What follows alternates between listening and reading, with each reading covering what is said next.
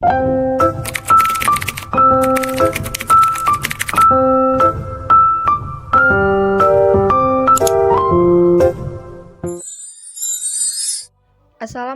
warahmatullahi wabarakatuh.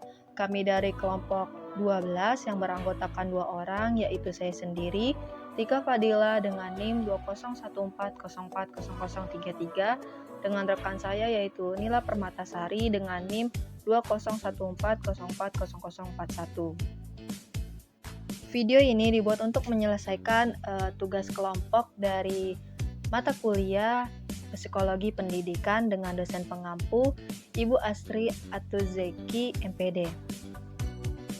Baiklah, video ini membahas materi tentang kesulitan belajar. Terdapat beberapa poin. Yang pertama, pengertian kesulitan belajar. Yang kedua, penyebab kesulitan belajar. Yang ketiga, mengenal anak didik yang mengalami kesulitan belajar. Dan terakhir yaitu usaha mengatasi kesulitan belajar. Baiklah, untuk itu kita masuk pembahasan materi yang pertama. Baiklah, poin pertama yaitu pengertian kesulitan belajar. Di sini ada beberapa menurut para ahli pengertian kesulitan belajar. Yang pertama, kesulitan belajar yang didefinisikan oleh the United States Office of Education atau USOE yang dikutip oleh Abdurrahman tahun 2003-06 menyatakan bahwa kesulitan belajar adalah suatu gangguan dalam satu atau lebih dari proses psikologis dasar yang mencakup pemahaman dan penggunaan bahasa, ajaran, atau tulisan. Dan yang kedua yaitu menurut Blessing dan Jones, sebagaimana dikutip oleh Warkitri dan DKK tahun 1983,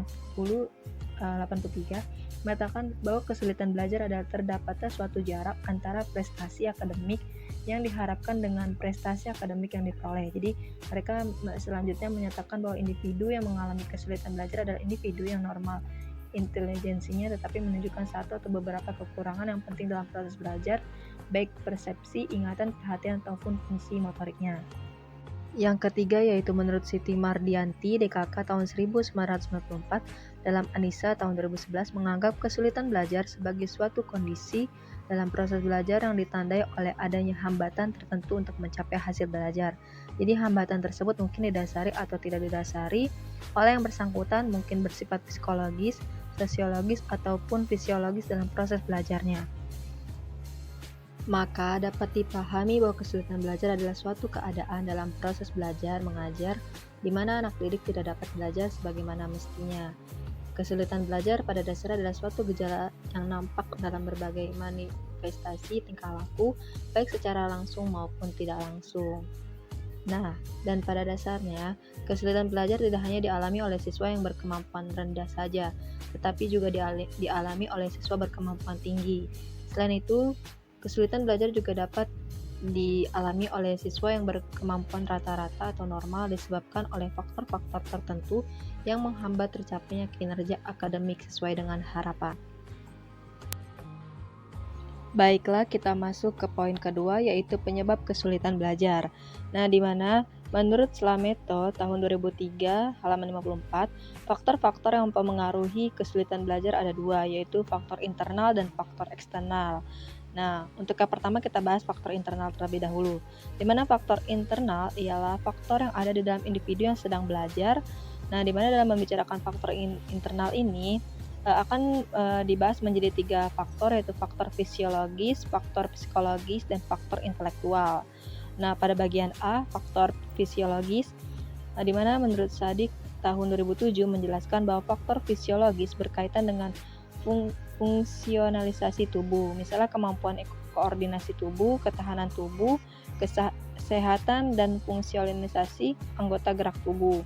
Nah, misalnya kesiapan otak dan sistem syaraf dalam menerima, memproses, menyimpan, ataupun memunculkan kembali informasi yang disimpan. Nah, yang kedua itu faktor psikologis atau kejiwaan.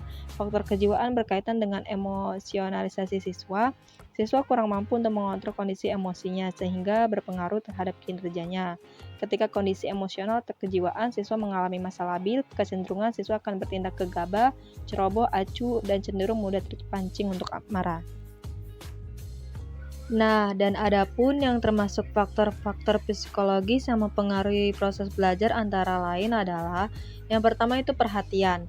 Menurut Al-Ghazali tahun 2001 dalam Slameto tahun 2003 bahwa perhatian adalah keaktifan jiwa yang dipertinggi jiwa itu pun bertujuan semata-mata kepada suatu benda atau hal atau objek atau sekumpulan objek. Yang kedua bakat. Menurut Hilgard dalam Slameto tahun 2003 bahwa bakat adalah capacity to learn. Dengan kata lain, bakat adalah kemampuan untuk belajar. Kemampuan itu akan terrealisasi pencapaian kecakapan yang nyata sesudah belajar atau terlatih. Dan yang ketiga, minat. Menurut Gershild dan Thais dalam Nur Kencana tahun 1996 bahwa minat adalah menyangkut aktivitas-aktivitas yang dipilih secara bebas oleh individu. Dan yang terakhir itu motivasi ialah erat sekali hubungan dengan tujuan yang akan dicapai dalam belajar. Di dalam menentukan tujuan itu dapat didasari atau tidak, akan tetapi untuk mencapai tujuan itu perlu berbuat, sedangkan yang menjadi penyebab berbuat adalah motivasi itu sendiri sebagai daya penggerak atau pendorongnya. Nah, untuk yang ketiga ini adalah faktor intelektual. Faktor intelektual merupakan faktor kecerdasan siswa. Setiap siswa memiliki tingkat kecerdasan yang berbeda. Kemampuan intelektual berkaitan dengan kemampuan siswa untuk menangkap materi, mengolah, menyimpan, hingga merecall materi untuk digunakan. Ada siswa yang memiliki kemampuan intelektual yang tinggi, cepat menyerap materi, mudah mengolah materi, kemampuan menyimpan materi yang baik, serta mudah merecall materi ketika dibutuhkan. Dan ada juga siswa yang sedang ya keterbalikannya. Dan ada juga yang rendah di mana sulit untuk menyerap materi, sulit mengolah data, dan lain-lain. Dan ada pun faktor eksternalnya. Faktor eksternal adalah faktor yang ada di luar individu. Nah, ada pun faktor eksternal ini dikelompokkan menjadi 3 faktor. Yang pertama, faktor keluarga. Faktor kesulitan belajar yang berasal dari keluarga meliputi cara orang tua mendidik, relasi antara anggota keluarga, suasana rumah, keadaan ekonomi keluarga, pengertian orang tua, dan latar belakang kebudayaannya. Nah, menurut Chadwick tahun 2007 menjelaskan ada beberapa faktor penyebab kesulitan belajar yang berkait dengan sikap dan keadaan keluarga yang kurang mendukung siswa tersebut untuk belajar sepenuh hati. Nah, sebagai contohnya, orang tua yang sering menyatakan bahwa bahasa Inggris adalah bahasa setan atau karena sulit akan dapat menurunkan kemauan anaknya untuk belajar bahasa pergaulan internasional itu. Nah, yang kedua itu adalah faktor kependidikan. Faktor ini meliputi metode mengajar, kurikulum, relasi guru dengan siswa, relasi siswa dengan siswa, disiplin sekolah, alat pelajaran, waktu sekolah, standar pelajaran di atas ukuran, keadaan gedung, metode belajar, dan tugas rumah. Nah, adapun menurut Chadwick tahun 2007 menjelaskan faktor-faktor yang menjadi penyebab kesulitan belajar siswa ini berkait dengan belum mantapnya lembaga pendidikan secara umum. Jadi, guru yang selalu meremehkan siswa, guru yang tidak memotivasi siswa untuk belajar lebih giat, guru yang membiarkan siswanya melakukan hal-hal yang salah, guru yang tidak pernah memeriksa pekerjaan siswa, dan sekolah yang membiarkan para siswa bolos tanpa ada sanksi tertentu adalah contoh dari faktor-faktor penyebab kesulitan dan pada akhirnya akan menyebab ketidakberhasilan siswa tersebut. Nah, adapun yang ketiga adalah masyarakat, di mana faktor penyebab kesulitan belajar siswa terkait dengan masyarakat meliputi kegiatan siswa dalam masyarakat, media massa, teman bergaul, dan bentuk kehidupan masyarakat. Misalnya, tetangga yang mengatakan sekolah tidak penting karena banyak sarjana menganggur, masyarakat yang selalu minum minuman keras dan melawan hukum dapat merupakan contoh dari beberapa faktor masyarakat yang menjadi penyebab kesulitan belajar siswa.